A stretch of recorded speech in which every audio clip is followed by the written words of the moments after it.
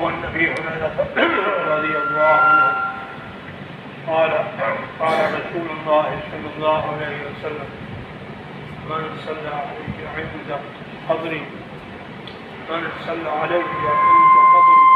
سمعته ومن صلى عليه ناجيا أبلغته.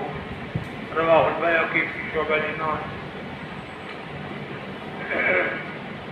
وعن عقبة بن عامر رضي الله عنه قال صلى رسول الله صلى الله عليه وسلم على قتل أحد بعد 8 سنين كالمبدل الأحياء والأموات ثم طلع المنبر قال إني بين أيديكم فرس وأنا عليكم شهيد وإن موعدكم الحوض وإني قد أوتيت مفاتيح خزائن الأرض إني لست أخشى عليكم تشرك بعدي ولكن أخشى عليكم الدنيا تنافسوا فتقتتلوا فتحلفوا. رواه البخاري. وعن ابن عمر رضي الله عنهما قال مرفوعا قال من حج فزار قبري بعد موتي كان كمن زارني في حياتي. رواه البيهقي في شعب الإيمان. نبی پاک صلی اللہ علیہ وآلہ وسلم کا ارشاد گرامی حضرت ابو ہریرہ رضی اللہ عنہ کا فرمایا. نبی پاک صلی اللہ علیہ وآلہ وسلم کا فرمایا من صلی علیہ عند قبری جو شخص مجھ پر درود پڑھے گا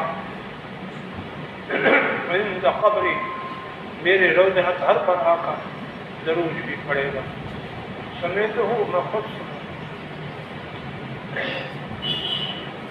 شارح بدر المجہود ابو داود شریف کی شرح ہے بدر المجہود عربی میں ہے کئی جلدوں میں ہے. اس کے جو مصنف ہیں حضرت مولانا خلیل احمد بیٹی رحمۃ اللہ علیہ ان کی کتاب تذکرۃ الخلیل میں ان کا مذکور ہے. تذکرۃ الخلیل میں ہے یہ بات کہ آپ ارشاد فرمایا کہ من صلی علیہ عند قبری سمیتہ جو شخص مجھ پر درود شریف پڑھے گا میری قبر شریف کے پاس سمیتہ میں خود سنوں گا. انہوں نے فرمایا کہ مسجد شریف کے اندر جس جگہ بھی آدمی درود شریف پڑھے چاہے عزت پڑھے آپ صلی اللہ علیہ وسلم وہ سنتے ہیں. صرف یہ نہیں کہ وہاں جالی مبارک کے سامنے کھڑے ہو کر نوازہ شریف پر بھی پڑھے گا. مسجد نبی پاک میں 10 لاکھ آدمی کی جگہ ہے جہاں بھی آدمی درود شریف پڑھ رہا ہے آپ صلی اللہ علیہ وسلم سن رہے ہیں. انہوں نے حدیث نے یہ